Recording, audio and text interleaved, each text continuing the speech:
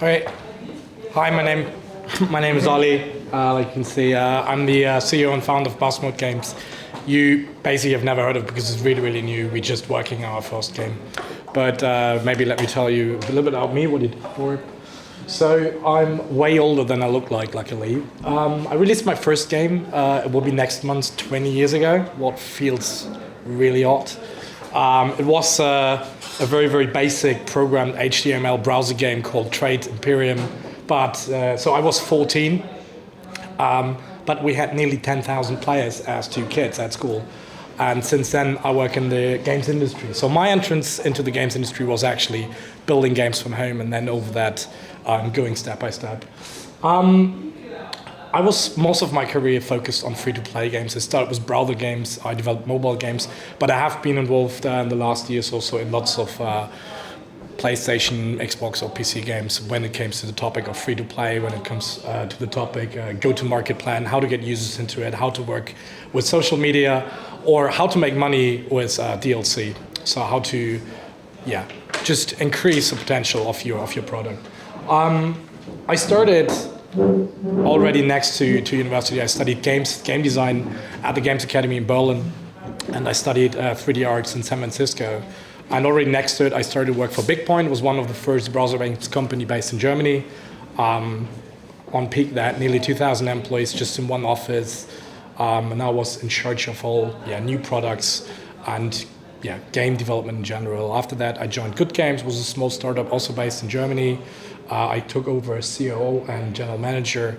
We were able to grow the company from 20 employees to 1,500 and released, for example, Empire for Kingdoms, a very annoying browser game, mobile game as well, but it made over $1 billion in revenues, what's not too bad. After that, I felt the need to leave my hometown in Hamburg, and honestly, I just went to a party and met the right guy. We got a little bit drunk, and 4 days later, I lived and worked in London.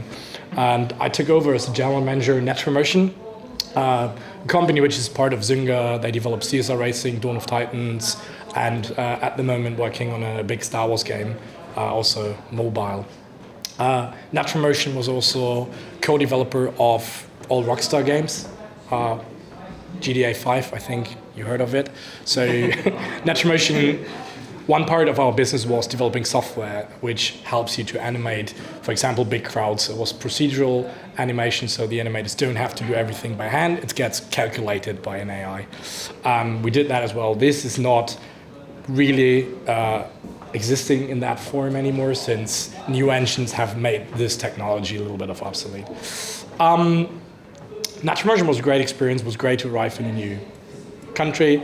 Then I took the challenge to work for an Israel-based company. So I helped them to establish multiple offices in Europe, in America, and Asia. And luckily, this company got very quick sold. So I said, okay, cool, give me my money. Finally, I'm doing my own thing. So we started that last year, end of last year, and end of this year, we will release our first game. So we're very small. We have 5 people in the office, but we have 10 people who work for us on freelance basis in terms of art and cinematics. So I got asked to come here today to tell a little bit about how to get into the games industry, and the reasons why maybe I'm a good person to talk about that is because I have hired in my career over 500 people, and I always have hired lots of young people, graduates, trainees. I must have had a couple of thousand job interviews. I might get per month 100 emails on LinkedIn and other platforms about people who want to go into the games industry. I try to take the time for it. It's not always possible.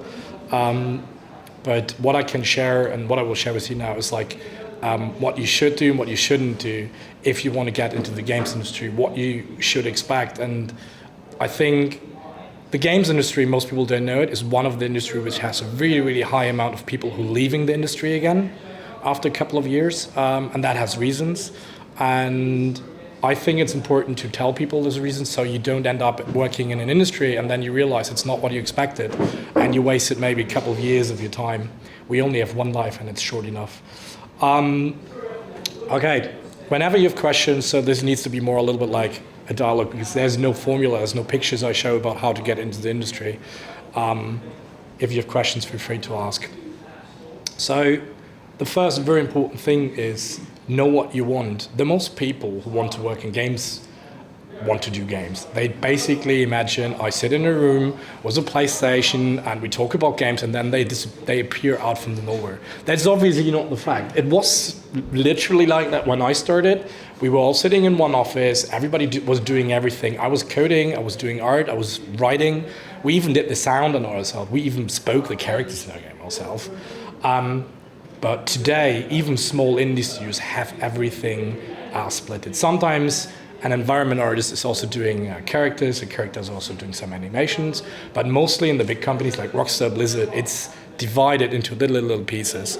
So friends of mine, they do nothing else than rig a character. So rigging is putting bones into a body so you can animate them. And I have a friend who's doing nothing else than he worked on a chicken for 3 years. So it's very specialized. A friend of mine is specialized in dog animation. He basically animated dogs 24/7. And this is just a sign how much specialized the games industry got in the last years. So when you apply as a graduate or as still in university or even before for an internship, we get so many applications that at some point we need to filter. And the people who say what they want to do in a little bit more specific always have a benefit, always have an advantage compared to the others. So I get very often emails, I want to create games, can I do an internship? And when I ask, okay, yeah, what you want to do? They say, yeah, I want to develop games. That's not a thing, that's not a job. So if you want to be a game designer, you need to understand that the word design is a big trap. The game designer never or barely in big companies is the person who's designing the game. That's most likely the creative director, the product managers, the general manager. It depends on the company. The game designers are the people who get these ideas and they have to work them out. They have to work out how they work in detail, what's the world of the numbers behind it, what's the UX, so how's the player experiencing these features. And most companies, or not all big companies, split the job game designers maybe in 20 different positions. You have a UX designer who says, okay, which button is where, what screens needs what information, etc. You have a system designer who basically puts together the different game features and helps that they make actually sense. You have a balancer, the guy who's in charge about the numbers. You have a gameplay designer. He, for example, says, God of War, the quick time events, he's coming up with this stuff. We say, okay, at this point, we slow down the game, we show the X button, and he's pressing it.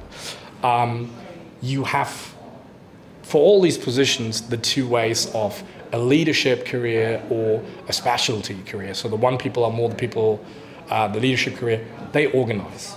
They're in charge, they ensure the quality, and the other people are they basically doing the work. Both is rewarded in the same way, but a misunderstanding is that you can do both. I mean, in small companies, yes, but a bigger company, there's always a split between these two directions. So, for example, is anyone here into game design? So, what you want to do you know what you want to do in the field of game design? Numerics and balancing, that kind of thing. So, very number driven. So when you apply, you should tell that balancing is one of the positions where we always need people. The most people number-driven people in games are coders. For example, in our small company, our coders are balancers. So, we had no other choice.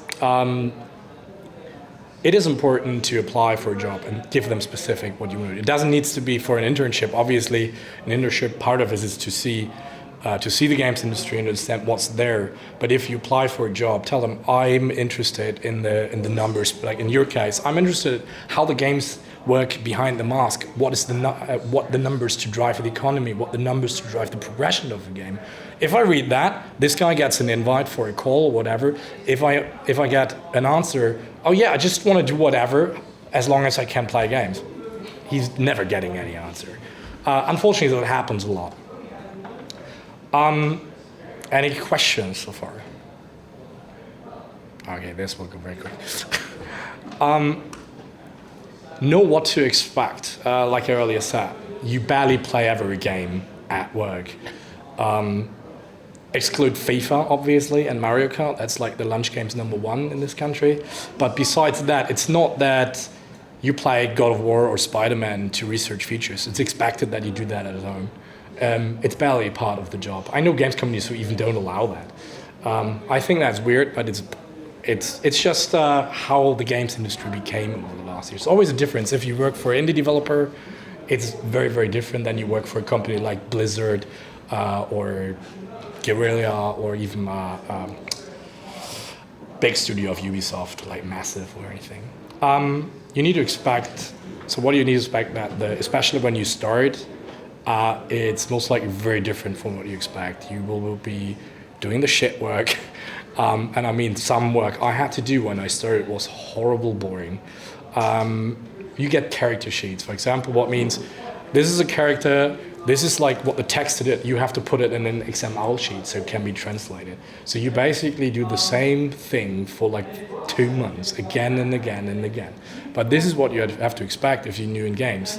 If you are a coder, so most likely what you do if you're junior, you import and export things, you testing, or you basically just port from one tool to another tool, so like to make the life of the senior developers easier.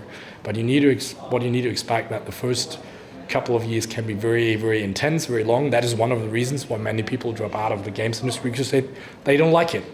But I can tell you, if you go through that and you do a good job and you put in a little bit of effort, the people see that. And the first person who's in your first project, you're the guy who's like animating the chicken for 100th time.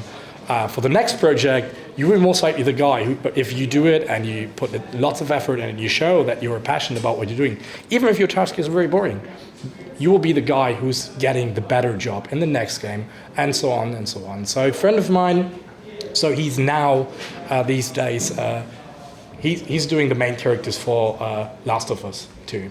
So when he started at Crytek, he was not doing anything, but he was most likely spotting trees in the maps as a very, very talented 3D artist, and he did that for over a year. The next was, okay, now you can do like some of the creatures, like the animals in the background, so you can do that step by step. So that has been a while. I think we started, like he started that 10 years ago, but now he has maybe one of the most wanted jobs as a character artist in the games industry. So he's completely in charge of the characters for Naughty Dog for all the games, and he worked very hard to achieve that. And he was multiple times on considering, I go in a marketing agency, they pay me twice as much, and it will be less painful. So you have to expect it will be hard. You have to expect that the games industry is maybe one of the biggest revenue-driven industries in the world, but it's not paying great in early stage. You can earn a fortune. I mean, I know some people who print money in games, but it's not guaranteed, and especially the early ages can be paid very bad. There's a big difference between the box title industry and the free-to-play or mobile industry. In mobile, pays much better. It has the reason they have a steady income of money. So you know, okay, we most likely make 10 million a month, you know what you can spend. A company like, or a studio like Rockstar, they never know how good is the next game doing.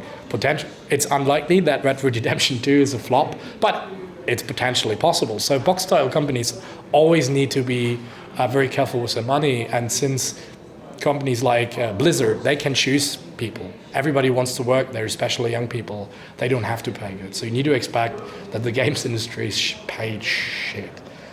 This comes with a big problem because lots of the big game companies are based in very expensive areas. So in Europe, the hub is most likely London. I think all of you know it's not a very cheap city.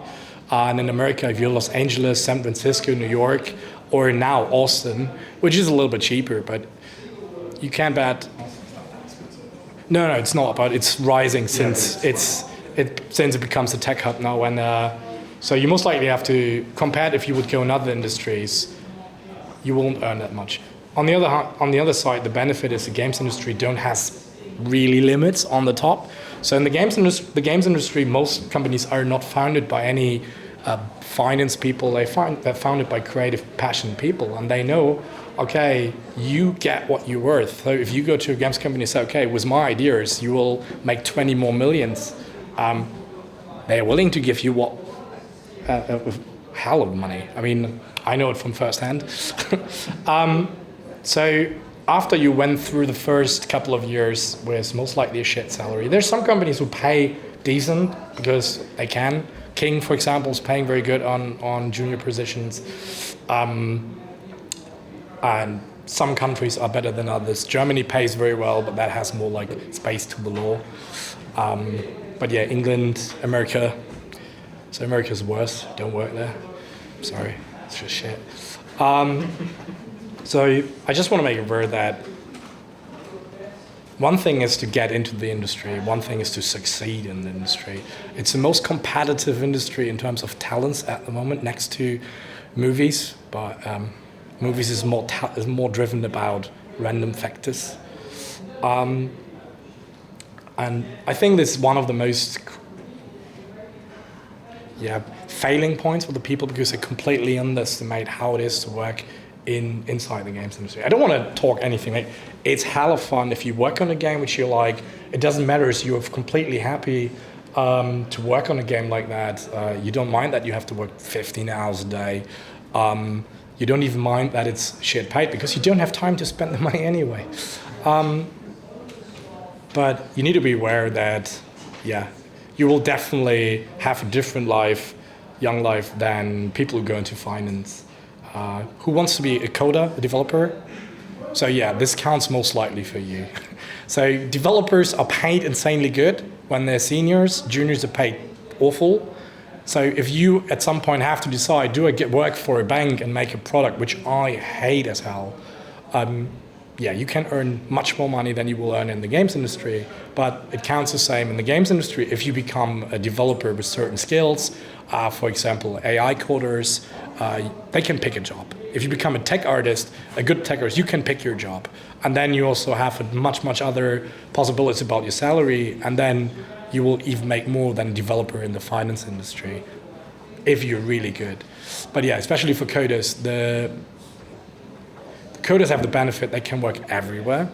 So one of my best friends here in London, he works for Eurostar, this train thing. So he earns a hell of money. He's a lead developer for the app, but he hates it. And so he's now joining a games company for, I think, less than the half of his salary, for more work, less vacation days, and less benefits. But I think he will be much happier, which is very, very important. The next thing is just work really, really hard. Like I said, the games company is one of the most competitive industries where people work, and it's not stopping when you get your job. Rockstar, I think everybody knows Rockstar. So Rockstar in Edinburgh, every year they hire 20 graduates, and they tell everyone on day one, 18 of you will be fired in 3 months. So charming, I mean, Rockstar has this reputation. Sometimes they take more, so sometimes they keep more, sometimes they don't keep anyone, sometimes they fire people earlier. So the thing is, the games industry is a problem. Lots of people underestimate the industry so much. They come and chill. They don't understand that it's hard work. I mean, has some of you already developed a game next to school or university, just did some work? I mean, you most likely. It is a hell of work, and if you consider a game like Red Dead Redemption, there are millions of hours of production in that game, and you just don't have the time to take care of people who just watch YouTube all day. It happens, and that's why it's so hard. So you need to be willing to put in a little bit of extra effort. So the person who works 15 hours a day, even if he's maybe not as talented as others, if there's a super talented person, but he works only chills half of the day, the person with an extra effort will be the guy who will be staying at the company. The games company has two ways how you measure a talent. The one is the quality. So what counts, for example, character artists, is very tricky. It's very difficult. So if you're the best character artist in the world, so no one can make face impressions better than you, you can work an hour a day. They will keep you because you're really good. But if you are the guy, I know I'm not the best artist in the world, but I work faster, better, more structured, and I deliver quality, so I never develop bug because I make sure that I check my work. This is the quantity what people like me value a lot. Big part of the game's production is content production, and you don't need the best of the best. You need the loyal people, the people who are willing to do the work, and just work hard and never always give your superior, your boss, the impression that you're passionate and you want to do it. Of course, only if you want to. You shouldn't do it if you hate your job. That's always bad. I know many companies where it's not very nice, but the time gets counted, you work, and it gets put into relation to your output. So they basically code, okay, for example, a QA manager, how much bugs does he reports per hour, per day, per week, per month? And based on that, they get judged, not on the fact, he discovered the really, really hard to find bug. It's completely based on, the quantity and the efficiency they bring into the company. The same counts for developers. Lots of the parts of the development are very tricky and difficult, but many, I would say 80% of the development is most likely content. So you do the same again and again. You have to take a model, put it into the game. You have to set the animations right. You have to put the effects where they belong. You have to add UI into the game, which is a horrible, annoying job. But the people who do that, they shine with different ways. They shine by effort, by being very, very, putting in the most effort. I know people who are brilliant in what they do. I knew a developer. I know him since 15 years. I call him when I have a specific problem nobody can solve. I get him in the company for one day. I would never hire him full time because he basically is on YouTube 7 hours from 8 hours working. So if he's capable of working anyway, because he has some substance issues. But if you need him for a very, very specific thing, he's a genius. But nobody hires him because he's fucking lazy. And there will always be a need for both. If you're a genius, and you always will find your way. But if you're a genius and you're lazy, it will stop you certainly. If you're not a genius, but you're really good and passionate, and you're the opposite of lazy, you can make a great career in the games industry. I know some of the most successful people in the games industry, they have the position because they work their ass off. A friend of mine, not very good for him, he's the design director of Anthem. Definitely not the best product on the planet, but working on that game was hell of a fun. He certainly got paid very well for it. And I think lots of the decisions which made this game crap wasn't his decision, it was impacted by EA. So he will now move on to a new project with BioWare. But it's just fun. I mean, he has hella fun, he earns a lot, and the games he's working on are well known and very appreciated by the industry. And he was like, when we started together, he was one of the worst. He's not really, so he barely could use a computer. I mean, seriously, it was bad. He has no idea about coding. He has no idea about 3D art, but he made up for it by working insanely hard. He used his free time to learn about things. Whenever he came in a meeting across a thing he didn't understand, for example, we talked, collision meshes. He said, what's that? He wrote it down. When he went home, he Googled it up, he researched, the next day he knew about it. And he always made that happen. One of the last things is you never stop learning. Is anybody here an artist, like 3D artist, 2D artist? Okay, that counts mostly for you. I studied 3D art a few decades ago. When I started, ZBrush wasn't existing, Substance wasn't existing. I learned on 3D Max 3. They didn't even name it after the year. It was 3D Max 3 and it had basically 5 buttons. Photoshop, we didn't use Photoshop, we used Painter or Corel Draw. I think that doesn't exist anymore at all. So the artists have the challenge that the tools develop so quickly and the tools challenge the whole way of how a game gets produced. Nobody's doing textures in Photoshop anymore, it's done in Substance. So when I was a 3D artist, you didn't have to be a good artist in terms of painting, drawing. These days it's a little bit different because everything gets sculpted because it's faster. You need it for the normal map anyway. So after I graduated, I worked as the environment artist for Epic on Gears of War. So I did basically stones and But as soon as it starts, okay, now you need to sculpt wood, I said, sorry, I can't draw, like, I'm out of that. So I became a manager and that stuff. But so especially as an artist, you constantly need to be up to date. You constantly need to sacrifice part of your free time to learn new tools. It's insane. I mean, I recently tried to open Maxi. I don't recognize it anymore. Sure, I haven't touched it for 10 years, but it's like a new world. Never stop learning is not only count for what you do. Like if you want to grow up in your positions, learn how to. Lots of people in the games industry have problems to socialize, talk to people, and always keep in mind that it is a big part of being in a company, being part of a team that works on a creative product. So always try to also learn from people how to talk to each other, how to give feedback, how to take feedback. If someone tells you, okay, your artwork is shit, that doesn't mean he's evil. It only means your artwork is shit. And I know people who have problems with it. I had problems with that. This is one thing you always need to learn, develop not only in terms of skills. Skills may be half of the rent. The rest is how do you work with your team? Because especially in the games industry, you win together, but you also lose together. So I just get signals. I'm nearly out of time. Are there any questions? Anything specific about? I mean, I know basically each company in the games industry and know what they look for, what they're picky in, or. What's to look for in 2D artists in terms of employment?